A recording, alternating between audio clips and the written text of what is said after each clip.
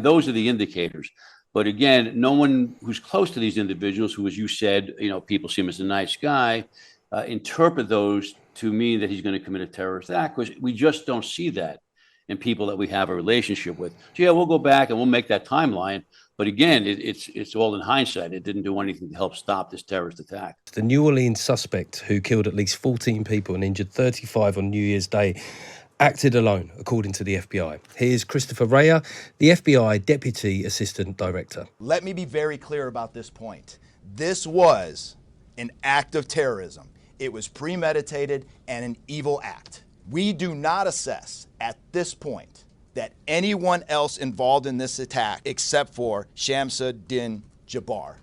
The 59-year-old IT worker and former US soldier Shamsuddin Jabbar shared videos prior to the attack saying he was inspired by a dream to join ISIS and planned to kill his family. The FBI have now searched his property, a trailer in Houston, and spent over 17 hours sifting through his belongings. So I'm joined now by Michael Tabman, a retired FBI special agent and a security expert and author. Welcome to the show, Michael. Thank you for having me. You're very welcome. What did the FBI find at his residence? I'm not sure what indications they have of the physical evidence that they found, but we have to keep in mind that even though the suspect is dead, the FBI is going to completely investigate the matter from two perspectives. One, was there a conspiracy or any other shoe that's going to drop, which I think at this point they've ruled out, which leads me to question their initial communications with the public. But two, they also want to put together a prosecutable case as if he was alive. For two reasons we do that. One, just in case we do find a co-conspirator at some other time. And two, just to understand what happened, how it happened, and why it happened. And we always say we do that to learn, how to stop the next attack. But honestly, that has not happened in all the years that we've been following this and watching these terrorist attacks occur. The profile seems to be the same. This loner, disaffected, financial troubles or emotional troubles, turns to the internet, consumes the propaganda and the dogma, and he finds some meaning for his life or some rationalization to make others suffer the way he has suffered, and acts as a lone wolf. I think they're just going to find writings and preparations, and of course his knowledge of firearms, weaponry, IEDs, and how he intended to use them. I mean, you mentioned about the similarities in these kind of attacks in personalities. And on one level, yeah, the radicalization does seem to be fairly uniform. But, officers have also described him as formerly a great soldier, while his neighbours said that he was a nice boy and a great neighbour. Do we have any information at this point as to where he changed path so drastically? Right. Well, they've already found these videos in which he has talked about becoming radicalized, wanting to kill his family. So we see that, that trend there on the timeline. Other people now, his family, close relatives, friends are going to say, oh, yes, now looking back, I saw that transition. And those transitions usually manifest themselves in negative ways. They start becoming obsessed with, let's say, terrorist acts, reading them, watching them, going on the internet, consuming, again, this propaganda, talking about violence. We see changes in their behavior, their appearance, the way they carry out their work functions, their social activities, always for the worse. It's always a big change. And those are the indicators. But again, no one who's close to these individuals, who, as you said, people see him as a nice guy, interpret those to mean that he's going to commit a terrorist act, because we just don't see that in people that we have a relationship with. So yeah, we'll go back and we'll make that timeline. But again, it's all in hindsight. It didn't do anything to help stop this terrorist attack. The FBI originally believed that he did not act alone, but they've since backtracked on that. Why is that? Well, I have to say I'm a little disappointed in the FBI's handling of that in terms of public information, not in terms of their investigation. When we go into these tragedies, these events, we know from experience that many things are not what they appear to be in sort of those opening moments of an investigation. If they were saying this based on that video they had of other people, perhaps planting IEDs, I was suspicious of that to begin with, not because I had any inside knowledge, but again, I've been on these where we see these events and we're looking at it through the prism of wanting to solve this quickly. What happened? Identify a threat, and sometimes blinders set in. So to go out there and say that there were other people who were acting with him, and made everybody very nervous, understandably so. They did this obviously without adequate information, without adequate investigation to make that determination. So I'm a little surprised they did that. I think they jumped the gun. Again, it doesn't mean they're not going to do a thorough investigation, but just for that particular aspect of crisis management, I think they could have done a better job. They should have reserved judgment until they did a little more investigation, a little more objectively. But we're only a few days after the terrible event now. Does it feel like either conclusion might have come too soon? That it's still too early to conclude whether he did or did not act alone? Well, there's always the possibility that we're going to find something new, and we have to leave that door open.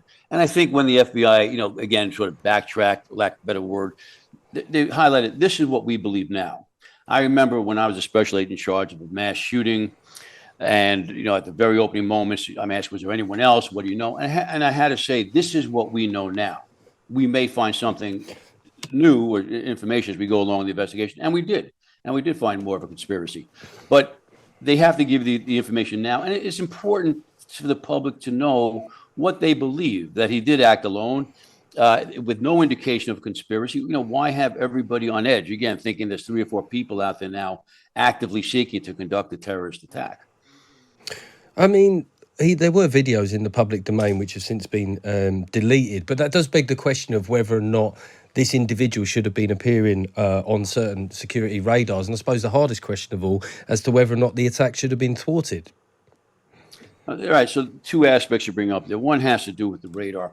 When we've had these terrorist attacks and we've had, mass shootings here, at least here in the United States, I could speak of, we've always asked, why was he on the radar? He was on the radar. Why didn't we catch him?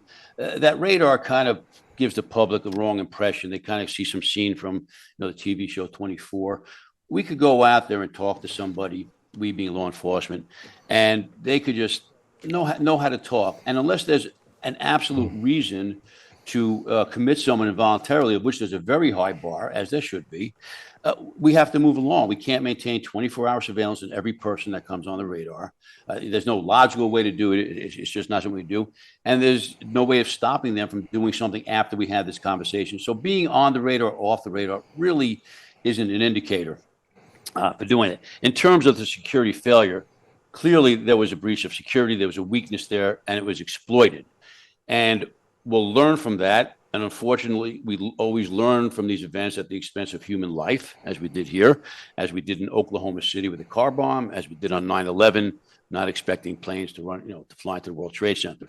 But I don't think we could say that the city was negligent or did not care about security. It took it lightly. I don't know why they didn't use those permanent barriers, whatever reason, but they clearly were trying to provide a secure environment.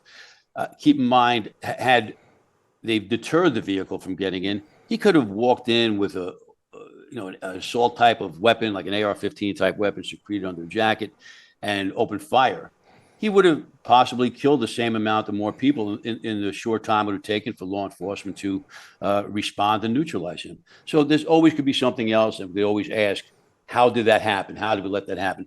But we are never going to give some people or people at an event absolute secure environment where there's just no chance of something happening. That's just not going to exist. You mentioned earlier about good crisis management in the immediate aftermath of one of these horrible events.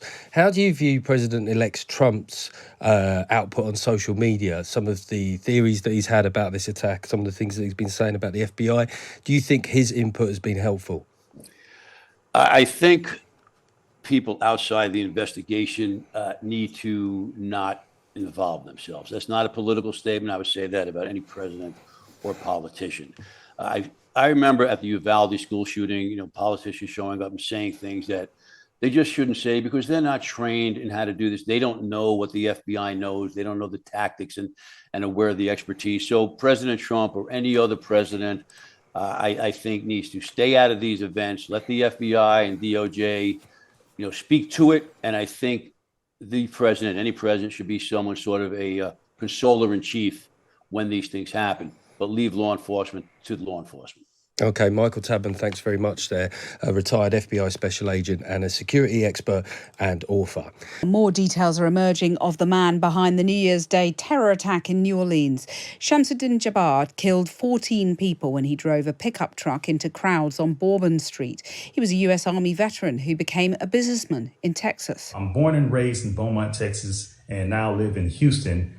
And I've been here all my life, with the exception of traveling for the military, where I spent 10 years as a human resources specialist and IT specialist, where I learned the meaning of great service and what it means to be responsive and take everything seriously, dotting I's and crossing T's to make sure that things go off without a hitch.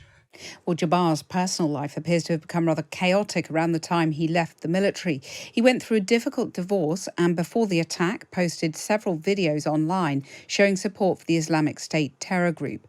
The FBI believes he was acting alone. Joining me now is Karen von Hippel, who's the Director General of the think tank RUSI. Good afternoon, Karen. Good afternoon. How he was inspired by IS, Islamic State, but not directed by them, the FBI seems to believe. And what conclusions do you draw from that about the threat of a possible renaissance of Islamic State? Well, there's certainly a concern. IS had gone quite quiet since really their heyday in around 2015, 2016. I think in the last, back then there were about 94 attacks a year. And then in 2023, there were only 2 or 3.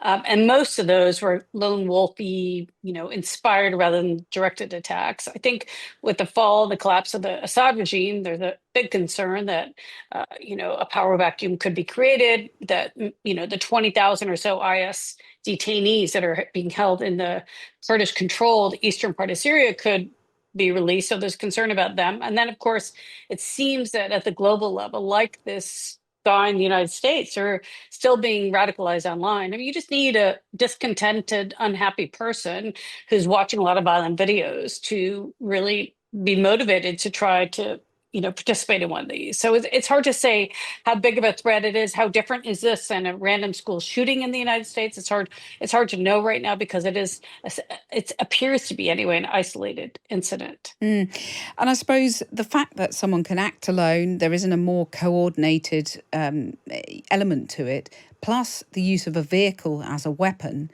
I guess we should expect more of these, should we? Well, we've seen it, right? I mean, we saw that with the Christmas attacks in Germany. Although that wasn't IS inspired, of course, but but it was a violent individual, taking out his own frustration and grievances. And so, at the moment, I wouldn't distinguish too much between this kind of violence and another kind of violence. It's very different than the September 11th attacks and the attacks that IS did that were much more coordinated, focused, and directed by a headquarters. At the moment, it's very atomized. It's very distributed. Now, it doesn't mean they aren't going online like the young Austrian did, who was trying to foil a Taylor Swift concert last summer, and was stopped by the security services, and he was trying to contact IS and ask for support and money and all of that. So I think those options are still available to. It's mostly young men who are have these grievances, but it's at the moment it really is.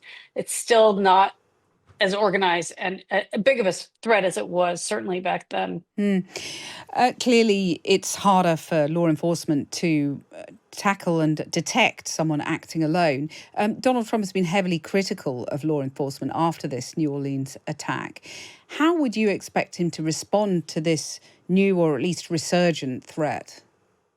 Well, it's hard in the United States because unlike in the United Kingdom and elsewhere, they need special. I mean, I know it's not so easy to spy on British citizens here, but it's harder in the United States because the FBI doesn't have the capacity. I know some of the internet companies and others are working very hard to take down these kinds of things.